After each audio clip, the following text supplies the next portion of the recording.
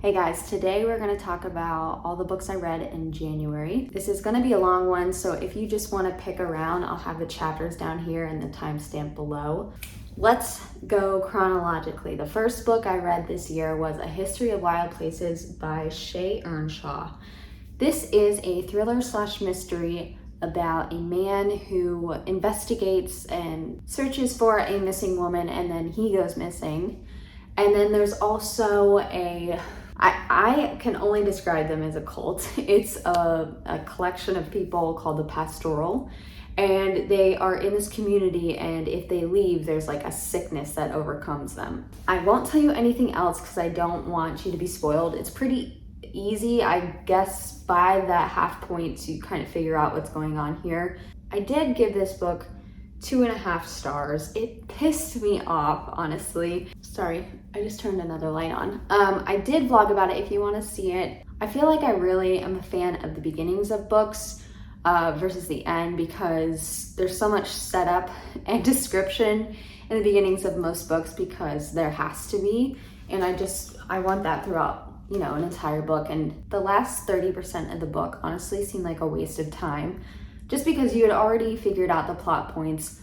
I don't usually read books for plot, so that part didn't bug me as much, but there was just no payoff at all. Yeah, it was really frustrating. But I also know several people, booktubers that I look up to, like Elias, who I think 5-starred this book. So if you are a fan of thrillers, I'd give this a try just to see what you think. And I'm really interested in your thoughts below, so let me know. Next, I read Drive Your Plow Over the Bones of the Dead, which still is the best title I've ever heard. We'll see by the end of the year if that is dethroned or not, but I don't think it can be. It is by Olga Tokarczuk. This is a Polish novel. It's about a Polish woman named Janina. She discovers her neighbor is dead, and several other people in the community end up being killed. But honestly, it's more about Janina herself, which is why I like this one more than A History of Wild Places. First of all, I think the writing is better. It's a little more substantial, I guess you could say. I mean, I feel like it is beautifully descriptive. Some people would say maybe slow. It is a slower read, but I really enjoy slow books. This is really about Janina, her life, the kind of quirky characters that she surrounds herself with, her hobby of astrology. Why did I just stutter? Her hobby of astrology. They talk about astrology a lot in this book. And then there is that sort of mystery in the background. The final plot twist kind of rubbed me the wrong way, just because it was such a different tone from not only the book, but from the character that surrounded that plot twist. It just didn't feel as genuine as the rest of the book. But again, I still think this was pretty good. I gave it a 3-star. I'm very interested in reading more of Olga's stories. I think one of her other books won like the Nobel Peace Prize or something. Then I read Rare Danger by Beverly Jenkins. This was a romance thriller novella. I've heard great things about Beverly Jenkins, which is why I picked this up. It is about, let me find out the characters' names. This is about a woman named Jasmine. Her job is honestly the coolest part of this whole story. She's a book curator. So pretty much rich people just call her and they give her requests to create a library for them.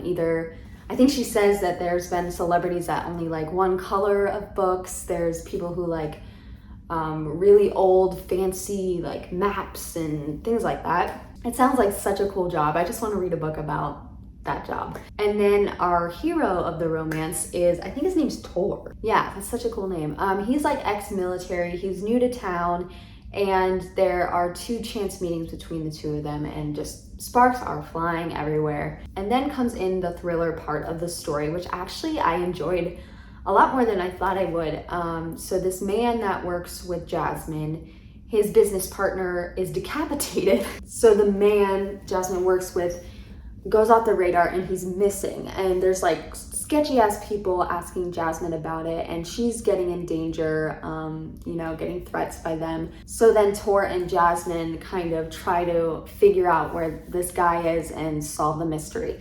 I really liked it. The only thing is, this is a novella, like I said, so the story wrapped up real quick, a little too quick in my opinion, because I don't even like conflict, so it wasn't even reassuring that the conflict got resolved so quickly. I would have liked a full book just of this thriller. I did give this a 3 because I did enjoy it. It was very entertaining, but like I said, I do wish it was longer, but also the romance. I haven't read any other Beverly Jenkins, but this just, first of all, it didn't mix well with the thriller aspects of the book. It was just like very separate and not well meshed together. So there was like a little bit of romance, thriller, romance. And then the romance itself, I'm sure there was like, the steamy scene was fine, although I can't even remember it, so how fine could it have been? But I feel like the flirting, I remember being very almost like clinical. It was very cold. It wasn't flirtatious or steamy. It was just kind of insta-love, but clinical insta-love, which there's no fun in that. Then I read A Not So Meet Cute by Megan Quinn. This was actually a shocker. A shocker, one, because I was so judgy about this cover. I was like, there's no way I'm gonna like this book. And then the setup of how, let me explain what the plot is. Get ready for some cringe. So this woman, let me find their names. Their names are kind of cringe too. So we have Lottie, who has just been fired from her job. Her frenemy was her boss. And for several reasons, she's trying to, find a rich husband in Beverly Hills. She's literally just scouring the neighborhood like a fish on a hook. And then we have Huxley, who, oh my God, he is this rich real estate whatever, and he's trying to make a deal with this other real estate dude. And the other real estate dude has a pregnant fiance, and to bond with him, and I don't understand, he blurts out that he also has a pregnant fiance. I wanted to put the book down right then because I really don't like when the setup for a trope that is generally cringy already, has zero logic. Like, there's no reason that a grown-ass man would have done that. And we would have liked him as a character in the long run because he would be an idiot. So I thought I wasn't gonna like it, but honestly, I don't exactly remember why I decided to rate this as high as I did. I gave this a 4 stars because I think what I really liked was the pacing of the book. So they have this, fake relationship, they're fake dating, and so they become friends a tiny bit, and then they turn into enemies, and then they turn back into friends, and then they turn into lovers. So I feel like that was a natural course for the two of them. And it wasn't like lovey-dovey right away, which I appreciated. I thought that made the very silly sounding book a little more genuine. But I think there were several cute moments in this. Oh, and the other thing I really liked and what kept me reading in the beginning was that it was actually pretty funny. There were some lines that I laughed out loud too. God damn. So yeah, if you enjoy romance books, obviously if you don't enjoy romance books, you're probably not gonna like it, but if you do enjoy romance, I would highly recommend this. And it's on Kindle Unlimited, so if you have that subscription, it's absolutely free. Okay, next I read Weather Girl by Rachel Lynn Solomon. This was my first book I read for my release day reading vlogs. If you don't know, I have a series on my channel where every week I read a newly published book. Honestly, if you watch that video, I get so hyped in the beginning that I disappointed myself because I got so excited because in the beginning, like I said, I'm a fan of beginnings. There was so much detail and it felt kind of moody, especially for a romance book, that I was like, oh man, this is about to be a true character study of this person because it was one point of view. Let me quickly summarize what it's about. It's about, oh god damn, what's her name? Okay, so this is about our main girl, Ari. She works at a news channel and she's a weather girl, hence the name Weather Girl. She is sort of work friends with this guy named Russell, who is the hero of our story. He works in the sports department. So they kind of collude together to hook up their two bosses who were previously married. They have a pretty hostile relationship, which makes their work life a real pain in the neck. And in the meantime, Russell and Ari, they fall for each other. I gave this a solid 3. There were some things I really liked about this story, and then there were some things that really fell flat. So let me start with the negative first, because whatever. So I did not like the plot of them trying to parent trap their bosses, because those scenes were the cheesiest, they just didn't fit in this very, I don't know, this book had a lot to say about depression. Our main character, Ari, suffers with depression. So there's a lot of serious topics going on, and Ari having to, be vulnerable and letting someone into her life. And then we were interrupted by these beautiful telling of this character by these silly little forced proximity. At one point, the author even said, that Russell and Ari were talking about how they had to create forced proximity for their bosses. And so it was just, if that whole plot hadn't have been in the book, or if they had been in the background, because I like those other characters, but if it had not been as much focused, and that wasn't the reason that they got together, then I would have liked this book a lot more. Things I really liked about this book, the talk about depression. The author had an author's note explaining that this was a rom-com with a depressed protagonist. And she spoke about depression. She handled it so well. I feel like Ari as a character, all of her decisions made sense, except setting her boss up. The romance itself, maybe I was just so devoted to kind of the coming of age, even though she's an adult, of Ari, that it was almost like the romance did seem not too natural to the story, but it was fun to read. The next book is the only book that I didn't talk about in a video. It is 5 Tuesdays in Winter by Lily King. This is a collection of short stories, and usually a collection of stories surrounds one theme or topic, and this was all about love. Different forms of it, different expressions of it. I have always really loved short stories, mostly because I used to really like reading bummer stories, that really got me in the feels. Short stories are great for that, because even though I was hating on novellas earlier for being too short, short stories don't need to kind of have a pretty bow wrapped around it. There doesn't have to be a huge completion of the story. It can kind of be left, and I feel like those are really the only good ones that are left up to, what if there's no final finish line. But now that I'm older, I really like happy, lighter stuff. But I did have a good mix of that in this collection.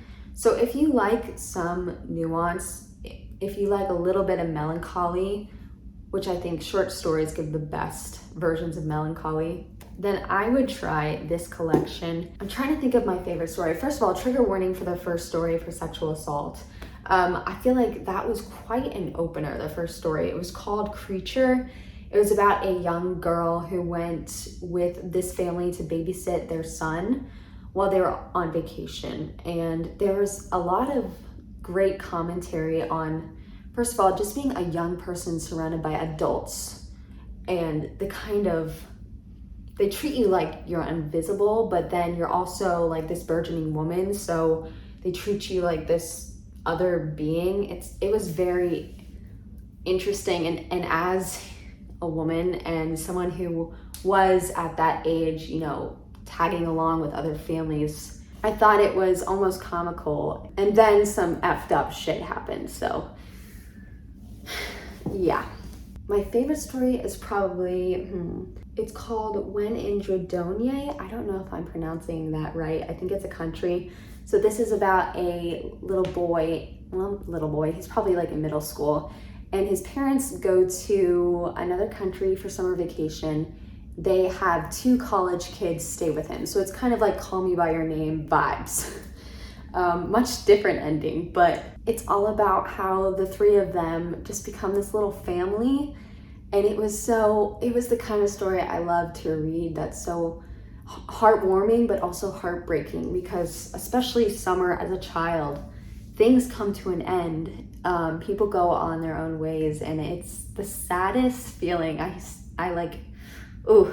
Anyway, yes, I really like this. I gave it 4 stars on Goodreads. Next, I read The High House by Jessie Greengrass. This was my first sci-fi book that I read in I read Dune last month. This was a very near future sci-fi. It's 3 point of views. We have, oh God, I forget names as soon as I read them, I'm sorry. Okay, so in this very near future, global warming has happened. I don't know exactly, they don't really go into the science of it because our main characters are essentially children. But we've come to the point in the world where floods are happening, huge crazy hurricanes and tsunamis are happening, and they're happening without being able to be predicted because it's just that instantaneous and horrible.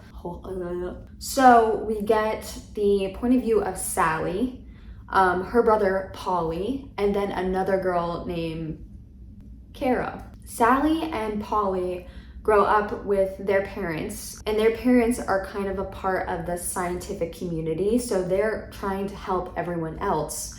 So they're not home very often, and Sally honestly ends up pretty much raising her younger brother as a child herself. And there is a lot to say about motherhood in this story, about people who are not mothers but who have had that title kind of put onto them or have like voluntarily adopted that title. And then we also follow Caro and her grandfather, whom we call Grandy, and they live in this small town. So they're over here. Sally and, oh my God, I am so bad at this.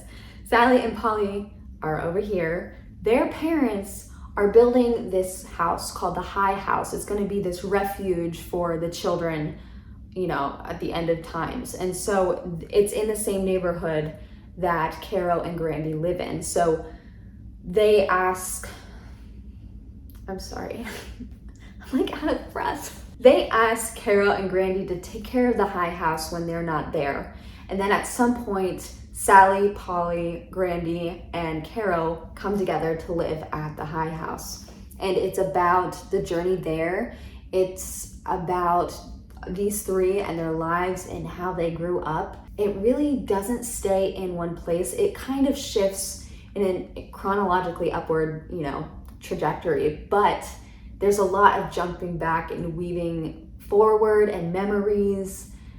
This book was so well written. It was beautiful, it was fascinating, it was a good character book, and it was a little thrilling because, you know, something crazy is happening in the world and you're learning how these people are dealing with it. But again, the plot is not really the point of the book. So yeah, I give this 4.5 stars. It was so well done. If you like slow books, if you like kind of moody books, I would really recommend this. But if you're looking for like a thriller or a really fast-paced book, this is probably not going to be for you. And then I read The School for Good Mothers. Oh my gosh, this is by Jessie Greengrass. No, this is by Jessamine Chan. This is the book I've thought about the most since I read it, I'm pretty sure. How to describe this book? Okay. This is about a woman named Frida who has a bad day, and she leaves her daughter Harriet, who's like 2 years old, home alone while she goes out for coffee and to stop by her work. She loses track of time and CPS is called on her by like a neighbor. This is also a sci-fi. It's kind of set in the very near future, but it's got it's like the beginnings of The Handmaid's Tale, when people start monitoring and they start questioning and they start making boundaries on human rights.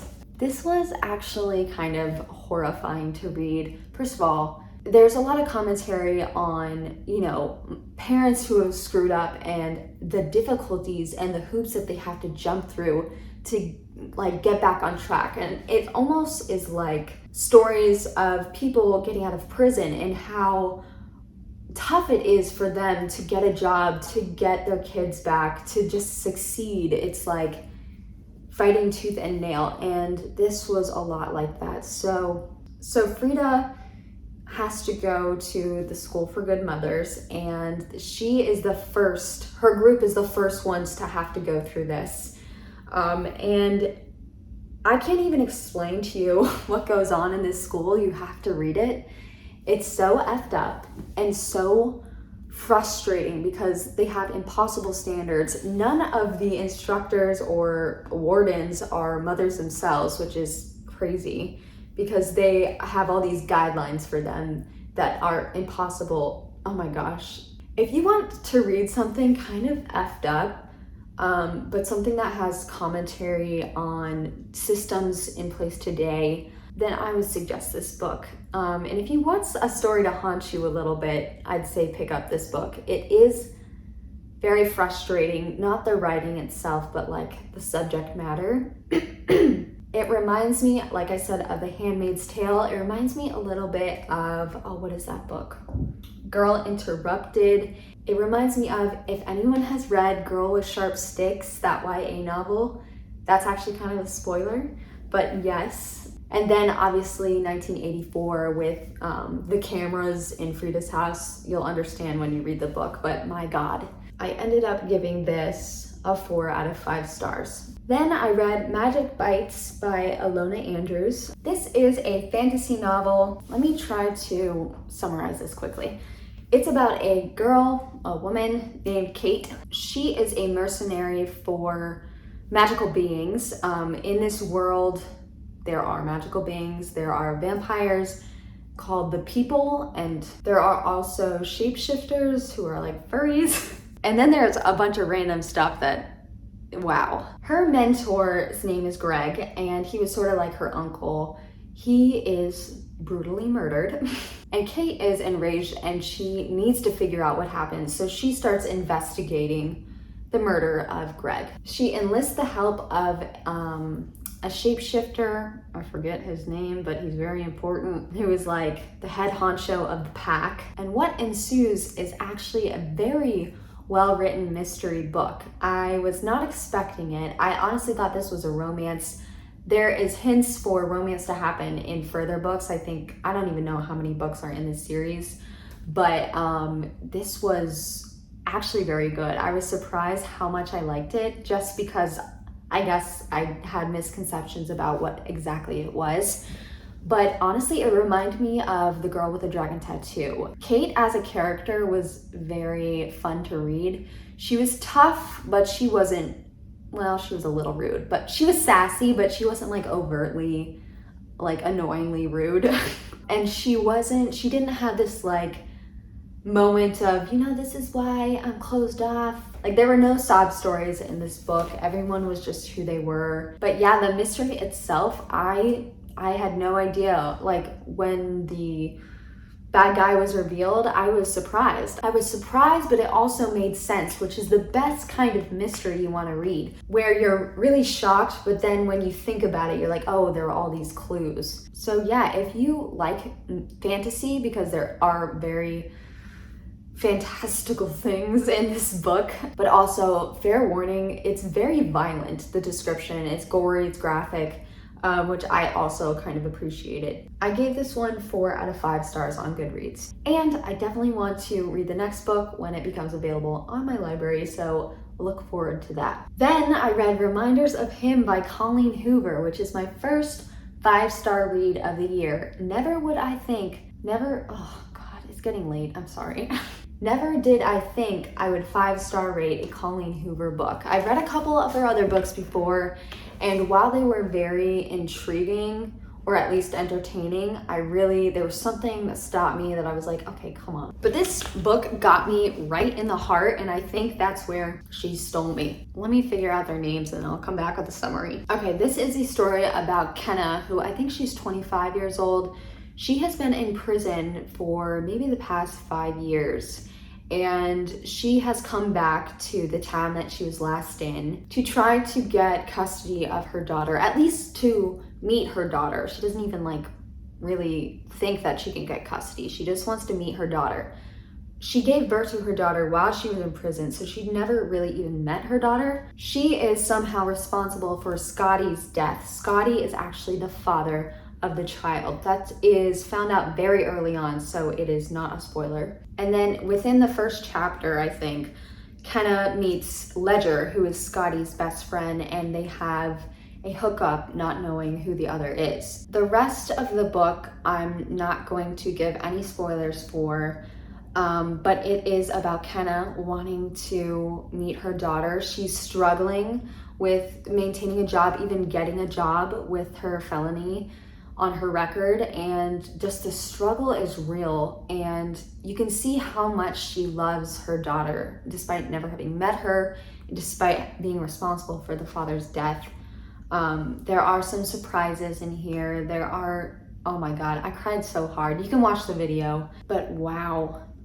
I think one of the greatest things about this book is that there was no true villain. Kenna's daughter right now is in custody of Scotty's parents, who obviously hate Kenna. But at the same time, you see how much they love the granddaughter and how worried they are. And you see the sides of everyone. It's just a situation that's not fair, and there's no real person to point your finger at, you know what I mean? So I feel like that nuance was really what wowed me to this story. There were a few times in like maybe the 60-70% mark where things kind of dragged, but it's so funny because Kenna actually states it in the text, like, oh, I feel like we're going back and forth too often, and I'm getting really annoyed at this. And I was like, oh, that's awkward, because me too. So it's like them acknowledging it made it okay. And it was crazy reading this after the School for Good Mothers, because Kenna doesn't even know how good she's got it. But yeah, I would recommend this book to anyone who likes romance stories, but also it is not lighthearted. It is very serious, it's very emotional, and it's very touching though. It's very, oh. Okay, I'm done talking about this. Then I read Greenwich Park by Catherine Faulkner. This was an excellent thriller.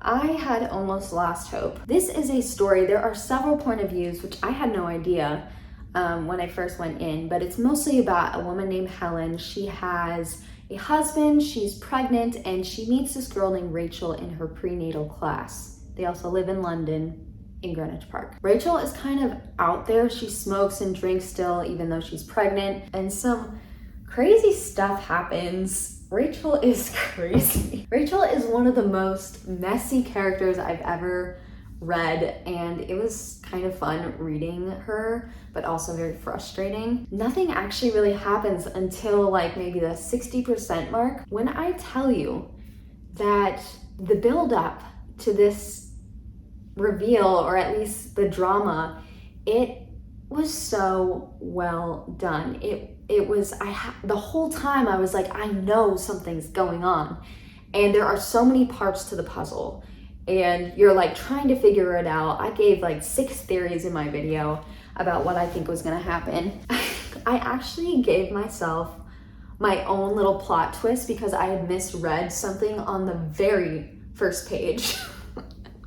And so I'm like at the 80% mark, and I'm like, wait a minute, that person, You'll have to watch the video or read the book to kind of know what I'm talking about, but I don't want to spoil anything. All I can say is this is a messy tale of a family and a girl named Rachel. I gave this a 4.5 stars, and I think you all should read this if you like thrillers. The last 3 books I read were in my last video. I read Olympus, which is a graphic novel, technically. It is the first little bit of a comic strip on Webtoon, which is an app that you can download for free right now. If you want to read more of the story, then there's a lot more, and it's free, and you don't have to wait for it like I did for 2 years. Anyway, this is so beautiful. The artwork, it's just gorgeous. This is a retelling of Persephone and Hades. There's a modern world, and then there's also the Grecian, like oldie times. I'm obviously not a history major. Yeah, this is a cute story. There is some graphic content in this, so check the trigger warnings if that's something that you're, cautious of. Then I read Ain't Burned All the Bright by Jason Reynolds and artwork by Jason Griffin. This is about The year 2020 for a Black man and his family that he was staying with. This was so effing good. It's actually only 3 sentences when you break it down, and then the artwork in between. I obviously don't want to show you everything, but it's really textured, the artwork itself. It's kind of like scrapbook. This was such a touching story. It was sad because, you know, it's so overwhelming at that time, especially if you had family members that were sick, and especially if you were Black and you were listening to the nonstop news. That was just absolute chaos. But at the same time, listening to the story of this family and how they really loved each other, and the notion of having to grab your oxygen mask where you could, whether it's in, you know, the laughter of your sister or little things like that, like to keep you breathing. It really focused on breath in more ways than one. And I thought it was really touching. It's really beautiful, and I definitely think you should check this out. It's so funny because I saw in my library, I use Libby, they have the audiobook, and I feel like you're definitely doing yourself a disservice if you get the audiobook of this. So you need the ebook or the real thing. Why did I just say it like that? Then I read The Little Prince. I'm not gonna say the name because I always say an obnoxious French pronunciation with it. This was short and sweet. It was actually way sadder than I thought it would be. It's about a little boy who, well, it's actually about a man, although I can't tell what age he is. He must be maybe a very young adult, because he talks about how grown-ups don't know shit, and then he also notices that he is talking more like a grown-up. He is stranded.